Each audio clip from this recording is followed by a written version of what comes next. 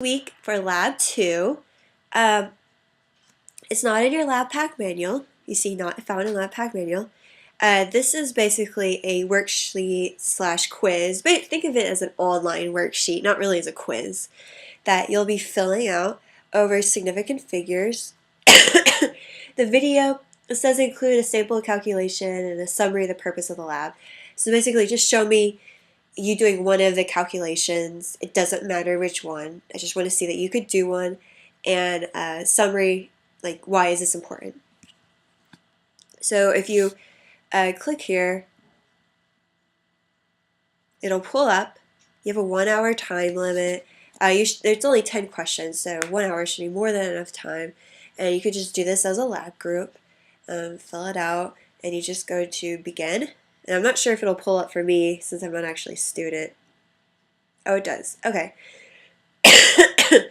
It'll see, for example, here's one. Give the answer in the correct amount of significant figures. So you're going to add these up, and then you're going to type in your answer. Obviously, that's not the answer.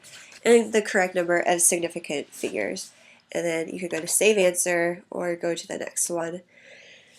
And that's all you do, is just make sure you know how to do significant figures. Remember, significant figures, basically anything to the right of a whole number is significant. And really what we're looking at is zeros, because anything that's not a zero, any other whole number, 1 through 9, is going to be significant no matter what. So it's really just, is that zero significant or not? So if you have a whole number, anything to the right of it is significant. Okay? Anything to the left is not significant. And anytime you have zeros sandwiched in between numbers, they're going to be significant. The big thing is the decimal point.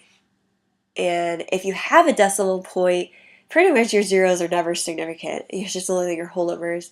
But if you have a decimal point, that's where everything to the right of a whole number is significant.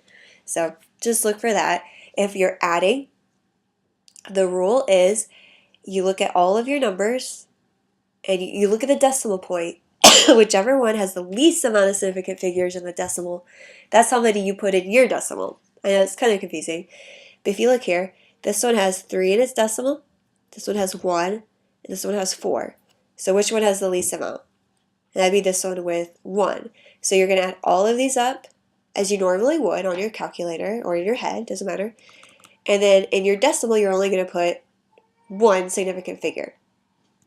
If you're multiplying or dividing, so let's pretend these are multiplying instead of adding. You would look and you would count which one has the least amount of significant figures. So this one has 1, 2, 3, 4, 5. So you're going to look at the whole thing, not just the decimal.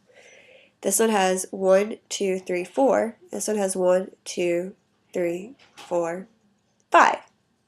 Okay? So the one that has the least is this one with 4. So your final answer would have 4 significant figures. Okay, anyway, so hopefully this helps and give you an idea if you're understanding significant figures or not.